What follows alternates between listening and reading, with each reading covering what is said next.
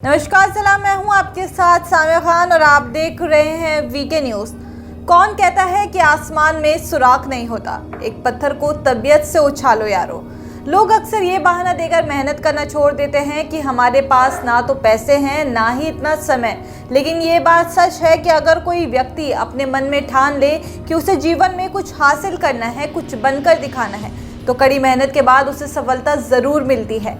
ऐसा ही एक आईएएस बनने का सपना राजस्थान के जैसलमेर के एक छोटे से गांव सुमालियाई में रहने वाले देशालदान चरण ने देखा था। आप सभी को बता दें कि आईएएस या फिर कहीं यूपीएससी क्रैक आज की दुनिया में बहुत ज़्यादा मुश्किल होता है, क्योंकि टॉप परीक्षा में से एक यूपीएससी भी है।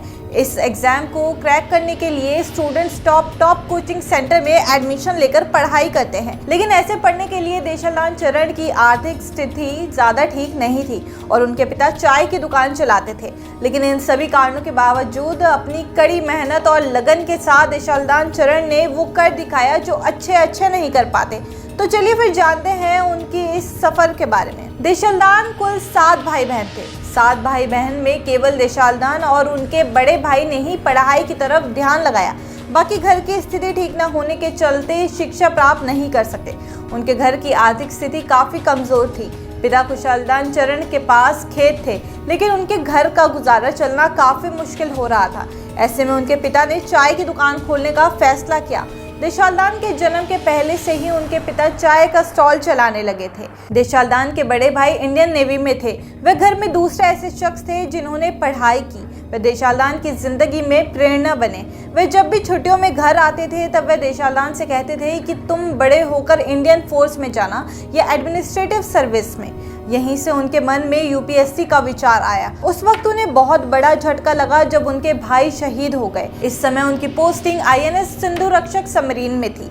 जिस वक्त देशालदान के भाई शहीद हुए उस समय वे 10वीं कक्षा में थे। वे 10वीं के बाद कोटा चले गए। कोटा से ही उन्होंने 12वीं कक्षा पास की। इसके बाद उन्होंने जेईई एंट्रेंस दिया और सेलेक्ट हो गए। उन्होंने आईआईटी जबलपुर से ग्रेजुएशन किया। यहाँ से उन्होंने इंजीनियरिंग पूरी करी। देशालदान ने बचपन से ही आईएएस बनने का सपना देखा था।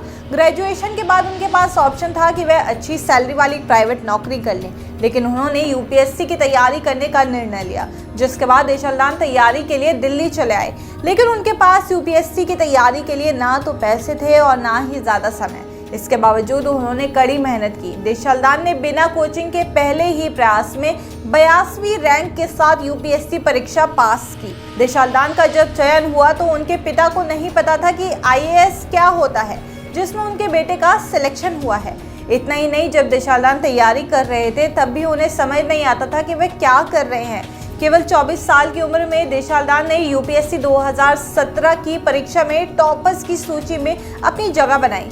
उन्होंने इस परीक्षा को पास करने के लिए कड़ी मेहनत और संघर्ष किया। देशालदान की कहानी हमें सिखाती है कि जीवन में मुश्किलें तो आती हैं, लेकिन उनका सामना कर निखरना है या फिर उनके सामने बिखरना है, ये हम पर निर्भर करता है। बहरहाल आपकी इस पे क्या राय है, हमें कमेंट करके ज़रूर बताइए। और अगर वीडियो अच्छी लगी हो तो लाइक, शेयर, सब्सक्राइब करना ना भूलिए। तब तक के लिए देखते रहिए वीके न्यूज़।